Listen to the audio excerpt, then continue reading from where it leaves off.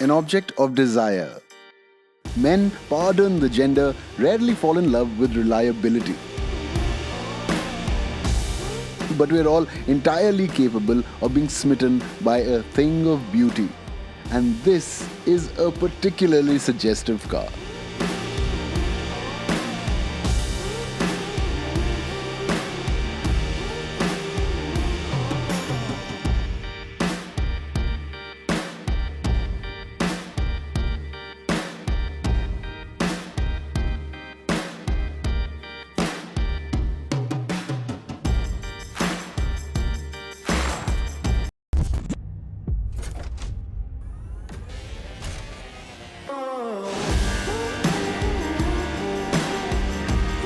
Left foot hard on the brakes, right foot on the accelerator, and just release the left foot. At what point? Anytime? Anytime you want, Go. and look straight though. And after the lights, let's hit the brakes with your right foot. Alright? Yep. Ready, set, go! Holy moly!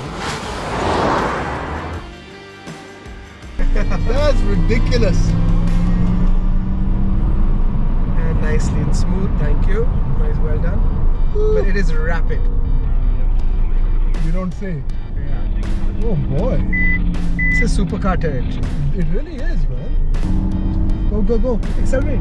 Gradually, yeah. Go for it. Don't be scared. Yeah. And hit the brakes hard here as well. We've caught this car, unfortunately. Take the U-turn nice and smooth. Nicely done. I like the line you've taken. They're also rocketing off. We can rocket behind them. The MG Cyberster.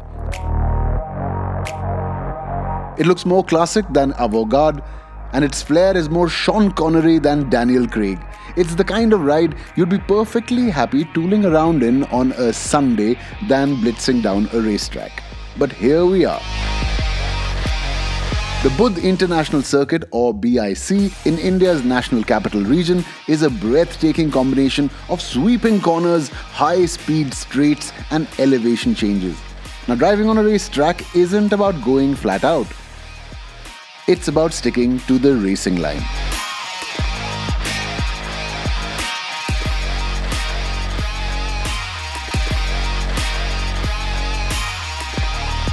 Look at that, a thing of beauty here.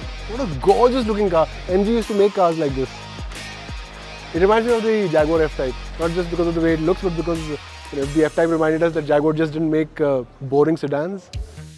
To be fair, MG used to make cars like this. The MGA, the MGB, the Midget. Phenomenal cars that were cheap, light, fun. The sort of thing you drove with your elbows out and your hair in the wind. British to the bone, nimble, cheeky roadsters that made even a slow drive feel like fun. In the last few years, MG has pivoted from a niche British manufacturer to a Chinese-owned company that makes good functional cars, especially EVs, with lots of tech and modern clean design. And that's why no one expected this. In many ways, the Cyberster marries the new and the old. But at the same time, by sports car standards, it's almost practical. Plenty of ground clearance, easy to drive, and well, it is an EV. The low center of gravity makes it really stick to the road. Stepping on the gas on a track is easy. But to really drive fast, you need to learn how to brake hard, and that's tougher than you'd imagine. That's what this slalom course in the BIC parking lot is meant for, to help us get a sense of how the car brakes and how it handles. So much drama in this car, really. But on the track, there wasn't that much drama. It was extremely planted.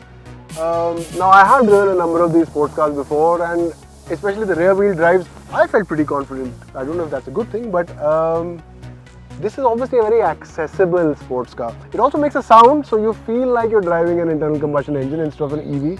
The cockpit is very, very futuristic. But I have to say it's muddied the waters for me a bit, because I've been driving the Comet, and I'd come to a place where, from being a petrol head, I was like, okay, well, EVs make sense. They're good commuter cars, they are functional cars, and they can coexist with internal combustion cars that are fun to drive and, for enthusiasts and have performance and so on and so forth. But now you've got this, so this is an EV with flair, with performance. So yeah, that clear demarcation in my mind has gotten a little bit muddied now.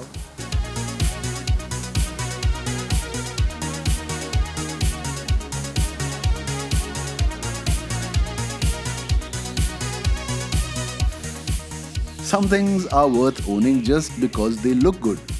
The MG Cyberster does better than that. It's got panache. And what more do you want in a sports car?